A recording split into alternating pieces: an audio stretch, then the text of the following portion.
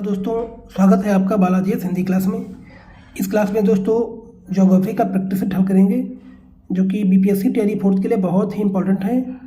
और ये सारे सेट आपको एनसीईआरटी एससीईआरटी बेस मिलेंगे, जो कि 5 ऑप्शन के साथ हैं। और एक क्वेश्चन के साथ आपको पाँच छः क्वेश्चन प्लस आपको फैक्ट के रूप में देखने को मिलेंगे। तो बहुत ही इंपॉर्टेंट है, क्लास को स्किप मत करना, पूरा देखना, क्योंकि एग्ज़ाम आपको बहुत जल्दी होने वाला है और इसकी सारी प्रक्रिया मई में प्रस्तावित है। तो चलिए प्रारंभ करते हैं। भोपाल गैस त्रासदी किस वर्ष हुई थी? 1984 में या 1990 में या 1930 में? दोस्तों बात की जा रही भोपाल गैस त्रासदी। क्वेश्चन भले ही आपके जो है ये सरल हैं और इसी तरह से बीपीएससी क्वेश्चन पूछती है, लेकिन इसके साथ फैक्ट भी आपको बहुत ही इंपॉर्टेंट देखने को मिलेंगे। तो जो त्रासदी हुई थी ये 1984 में हुई थी। इसके अलावा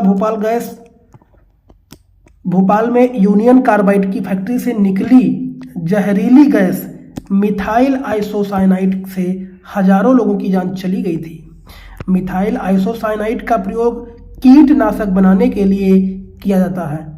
तो ये 1984 में यह भोपाल गैस त्रासदी हुई थी। कुछ और अन्य फैक्ट इसके रहे। चलिए अगला क्वेश्चन। निम्नलिखित में से किसे तूफानी चालीसा कहा जाता है? दक्षिण गोलार्ध में 40 डिग्री से 60 डिग्री दक्षिणी के बीच चलने वाली हवाओं को, या उत्तरी गोलार्ध में 40 डिग्री से 60 डिग्री उत्तर की ओर चलने वाली हवाओं को, या जाड़े में चलने वाली बहुत ठंडी हवाओं को, या उपयुक्त में से एक से अधिक, या उपयुक्त में से कोई नहीं?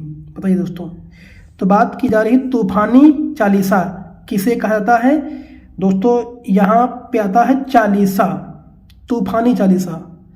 तो ये ऑप्शन नंबर आपका दोस्तों सही जाएगा कि दक्षिणी गोलार्ध में 40 डिग्री से 60 डिग्री दक्षिण के बीच चलने वाली हवाओं को क्या कहते हैं? तूफानी चालीसा कहते हैं। इसके अलावा इससे क्वेश्चन बहुत बनता है और फैक्ट कुछ देख लेते हैं इसके दोस्तों। इससे और क्या बोलते हैं दोस्तों? इसे बोलते हैं गरजता चालीसा भी बोलते हैं, और प्रचंड पचासा भी बोलते हैं, और चीखता साठा आदि स्थानीय नामों से इसे जाना जाता है। अगला है ध्रुवीय उच्च वायुद्वीप की पेटी से उपध्रुवीय निम्न वायु दाब की पेटियों की ओर प्रवाहित पवन को ध्रुवीय पवन के नाम से जाना जाता है। और उत्तरी गोलार्ध में ध्रुवीय पवन की दिशा उत्तर पूर्व से दक्षिण पश्चिम की ओर चलती है, और दक्षिणी गोलार्ध में दक्षिण पूर्व से उत्तर पश्चिम की ओर चलती है।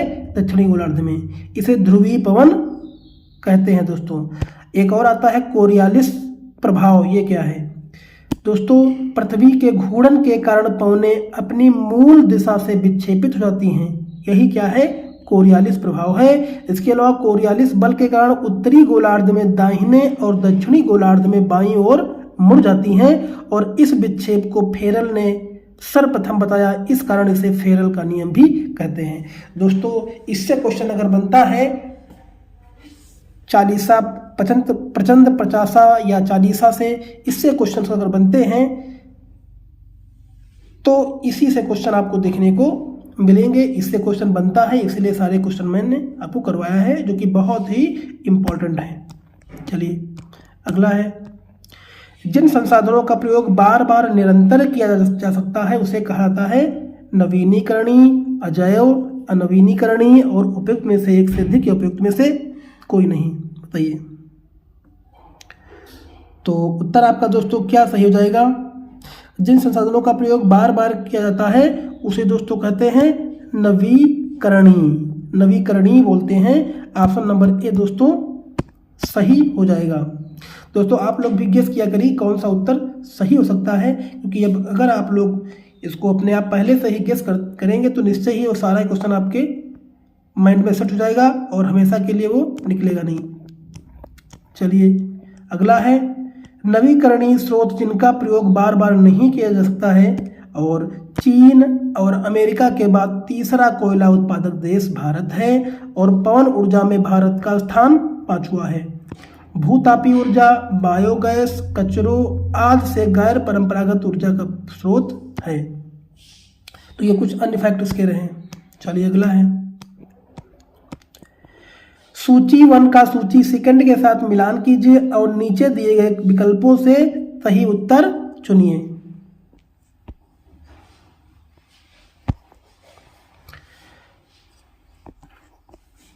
दोस्तों पहला क्या है, पुलकट झील कहाँ है दोस्तों? क्या पुलकट झील कहाँ है बताइए? पुलकट झील आपकी कहाँ है?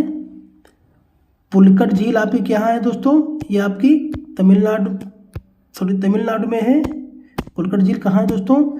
ये आपका दोस्तों तमिलनाडु में है पुलकट झील। और चिल्का झील कहाँ दोस्तों? उड़ीसा में है। और वुलर झील कहाँ? कश्मीर में। और सांभर झील तमिलनाडु में है। तो आपका ऑप्शन नंबर दोस्तों क्या सही हो जाएगा? ऑप्शन नंबर ए दोस्तों सही हो जाएगा।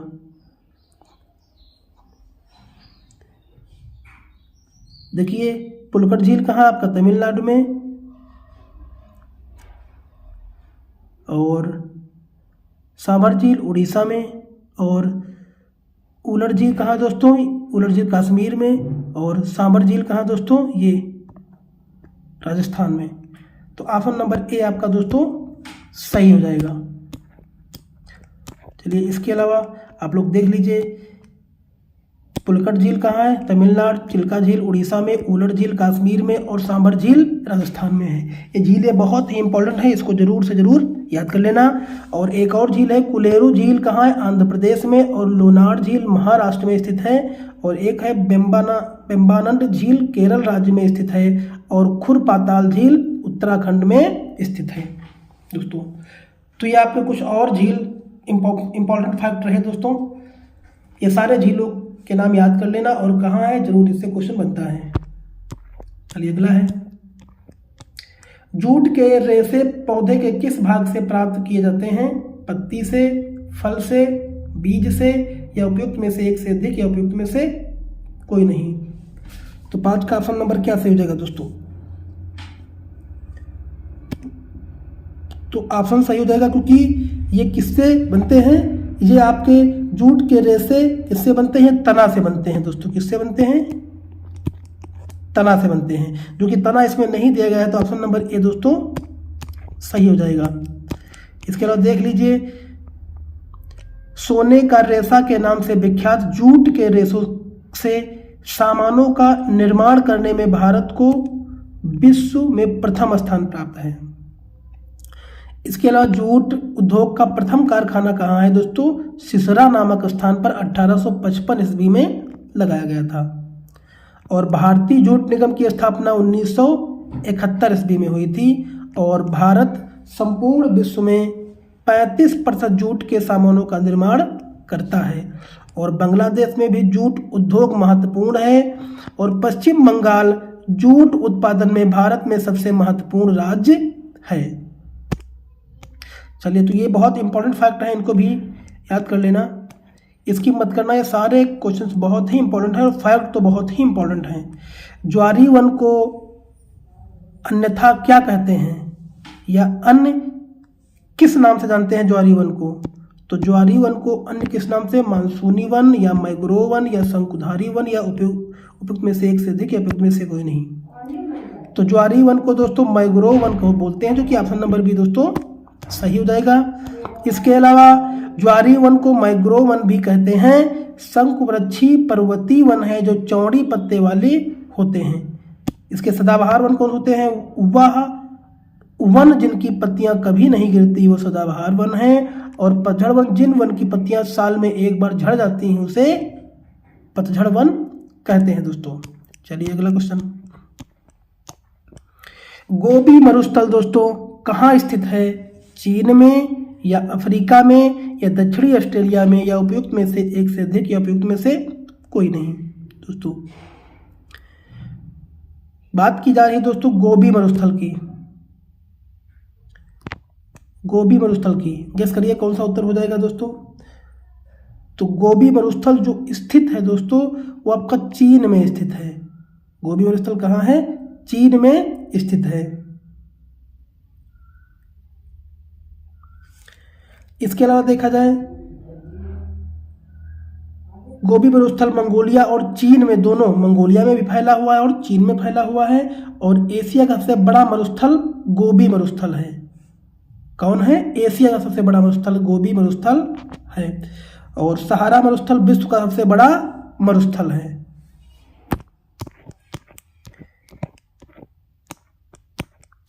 अगला देखिए, सीन नदी किस नगर से होकर बहती है?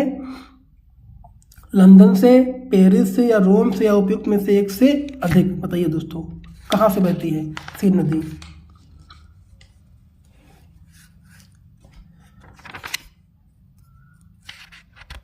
तो जो सीन नदी दोस्तों बहती है, ये आपकी बहती है दोस्तों पेरिस से होकर बहती है। सीन नदी पेरिस से होकर बहती है, जो कि ऑप्शन नंबर बी दोस्तों सही हो जाएगा।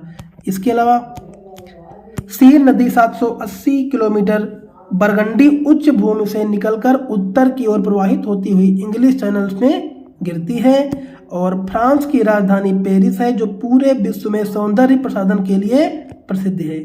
पेरिस फ्रांस का सर्वाधिक जनसंख्या वाला शहर है।